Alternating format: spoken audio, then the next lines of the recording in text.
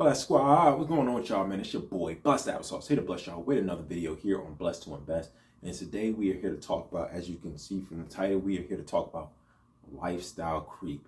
The situation where you're making a little bit more money and your lifestyle goes up a little bit. You get another raise, and you buy a new car, you get another raise, you get a house.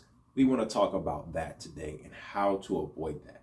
So lifestyle creep, the definition of lifestyle creep is just slowly increasing as you slowly increase your income, your lifestyle increases as well. And it's one of those things that you don't really notice, because when you get a small raise, it's just really small, and then you just feel a little bit more comfortable. Maybe you feel comfortable going to a fancier restaurant every once in a while, and that ends up cutting into the $1,000 extra that you may make on the year, and you don't notice it. It's just one of those things that's just really subtle. You just think, hey, I'm a little bit more wealthy, so I can get a little bit more comfortable with what I'm doing. So today I want to talk about what you can do to avoid that and how people get into those situations. So let's get into it. The 7 ways how to avoid lifestyle creep. And I wrote a couple of things down. I have a couple of notes of how to avoid it. The first thing here is get rid of those extra expenses. So a lot of people have these credit cards. You have a credit card where the interest rate is really high, or you have these memberships that you're not using. Let's say you're not hitting the gym as often as you used to, or you have a subscription to Netflix, or wherever you have these little small mini subscriptions. Get rid of them. If you're not using them on a consistent basis, they can really eat into your budget, and you don't even notice it. And you just slowly start adding little things, like maybe you got like some Express VPN thing that you don't use anymore. A couple of just subtle things that you're like, they hit your account every month. You barely notice it because you're just paying the bill. Get rid of those. That will help lower your expenses and avoid that lifestyle creep. That's something that a lot of people don't even notice. Those little subtle bills that you could save a lot of money in the long run just getting rid of those. All right, so the next one is going to be add a side hustle. The best way, Grant Cardone, if you watch a lot of his videos, Grant Cardone always talks about making more money. And that is one of those great things that you can always do. If you want to improve your lifestyle, if you do want to buy that Gucci bag and you want to get that fancy car, make sure when you're doing this, you're adding more income. You're actually adding a substantial amount of income where you're making much more money, where you understand the creep that you're making. The creep that you're making isn't cutting into other things like your savings account. It's not cutting into your retirement account.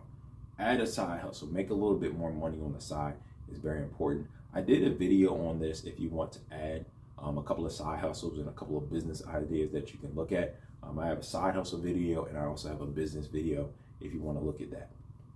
You can just doing a couple of things, maybe like doing a 4-hour job here and there. Maybe you want to pick up some Uber, or if you want to get into like do a new profitable business where you're maybe doing some e-commerce work, having that on the side. If you're making an extra $1,000 a month, adding an expense of $200, you're really not going to feel a difference. You got a big increase in income, and then you have this small expense. So make sure you're doing that, adding a side hustle, adding some more income in this lifestyle creep scenario, even though we are talking about limiting it. So next one is going to be say no. Say no. A lot of people are going to get you. That's the hardest thing. People like spending money. It's great spending money. I like spending money. It's fun spending money. It's exciting to just blow a bag real quick. But saying no and learning how to say no is going to be very important. A lot of times you don't even need that new car. You don't need that new house. Your house is just fine. You're perfectly fine. It gets you exactly. It has everything you need in it. You have all the space you need. You got somewhere to lay your head. You got somewhere to invite friends and family to. You got all the TVs that you may want. You got all the sound systems and the newest gadgets. Sometimes it's just easier to say no to these things. You have to really sit back and think, okay, is this really necessary in what I'm doing? Do I really need this? Is this really important? I just got the brand new iPhone last year. Do I need the 2022 one? Like, it's all they're doing is flipping the camera every 2 seconds. They really don't do that much to the new iPhone. Sending little shots at iPhone, but y'all get what I'm saying. The difference between the newer models really isn't that much. So you got to sit back and think, okay, do I really need this stuff that I'm buying? Do I need the new jet ski? Do I need it? So learn how to say no, and understand the stuff that you do have probably is working just fine. The next one is going to be when that ties a lot of this in together is going to be to set goals. When you are focused like a laser on a goal, it makes it so much easier to say no. When you say, okay, I want to achieve, let's say, I want to achieve a financial freedom, or I want to add, I want to help 5 kids in my neighborhood, or help some homeless people, or build this business up, or whatever dream, lifestyle, whatever goal that you have in mind. Setting these goals help you focus, and it makes it a lot easier to say no. For me personally, I'm trying to build a couple of rental properties up. I want to get some more rental properties. So what does that take? That takes more money, it takes more capital, it takes me going to the bank and getting more mortgages out and stuff like that. So in this scenario for me, I'm setting a goal, an expectation that I want to get more rental properties, build my portfolio up. So when that expense comes up and I'm like, should I buy this? Should I buy this, or should I just focus on the rental companies? It's not just saying no, it's taking an opportunity cost, because I know that there's something else, a goal that I want to achieve that's on my mind. So definitely set goals that you can achieve, because it makes it a lot easier to say no. All right, the next one, it kind of piggybacks off the goal, but even though the goal may not be investment wise, you can always invest more money. Investing more money gives you that peace of mind. It kind of takes it out of your head. If you got more money in the S&P 500, it's not going to be in your bank account where you can spend it. If you got more money invested in real estate property, that's not liquid cash that you can just take out and spend. So if you're investing more money, that money disappears. You're not just sitting at it, looking at it like, oh man, like I got to spend this money. It's gone, it's invested, and you will get it back in multiples when it comes back through your rental income, your dividend income, your business income, wherever it may come. And a couple years down the line, you're going to be happy that you took that investment and bought something with the investment, instead of going out and buying the latest Gucci or that newest car. So definitely invest more money, deepen into your retirement. This takes it to another point. Make sure you're maxing out your retirement accounts. If you have a lot more money to work with, if you're having that income increase, make sure you're maxing out your retirement accounts, your 401ks, your IRAs, stuff like that, your traditional Roth stuff, all those. Just make sure you're maxing out those, because there's a limited amount of money that you can put into that. So make sure you're hitting those limits. If you aren't hitting those limits, maybe you should not be buying the latest Gucci right now. Make sure you hit those so you can hit those targets, so you can retire well in a nice community with a nice amount of money lumped up. So make sure you're doing that. So next one that's going to be very important, that will help you with this lifestyle creep, is budget your money. There's an app. Shameless. I don't get any credit for this or whatever. If Dave Ramsey wants to sponsor me for this app, look, go ahead. I will happily sponsor it, because I use this app every single month. It's called the Every Dollar. It's a great app.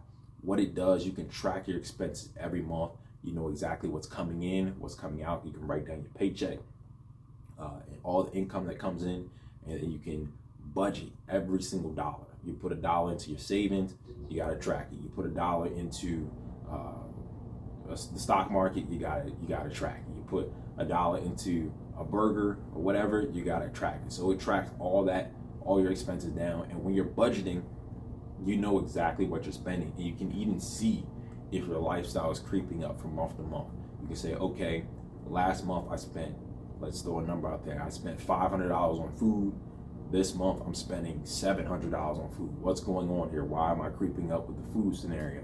Last month I spent this much money on shirts, which is really one of those things that really stays pretty stagnant. But let's say you're spending more money on insurance. You can be like, okay, what's going on here? Why am I creeping up in that department? You can say, okay, I'm pinpointing this right here.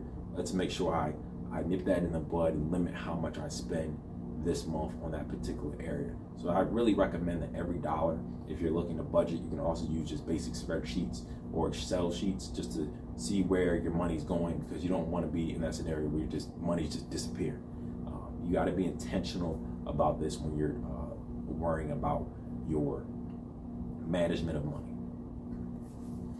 So the next one that we got brings me to is make sure you, this is cool, just make sure you use separate bank accounts.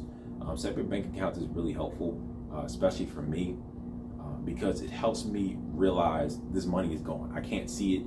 I definitely recommend putting in a bank account where you can't access really easily.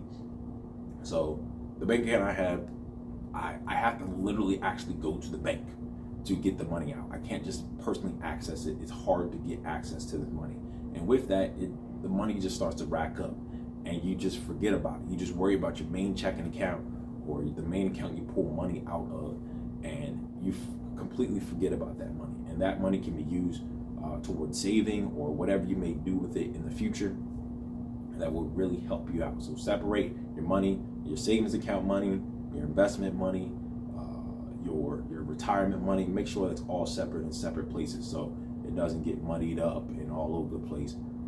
So it makes it easier to work with. So those are my tips to how to avoid the lifestyle creep. Let me know if you have any other ideas how to avoid the lifestyle creep, and let me know down in the comments, does lifestyle creep happen to you? I want to know. But make sure you spam a like on this video, spam the like button, and also sub down below to Blessed to Invest, because we're going to be doing more content like this in the future.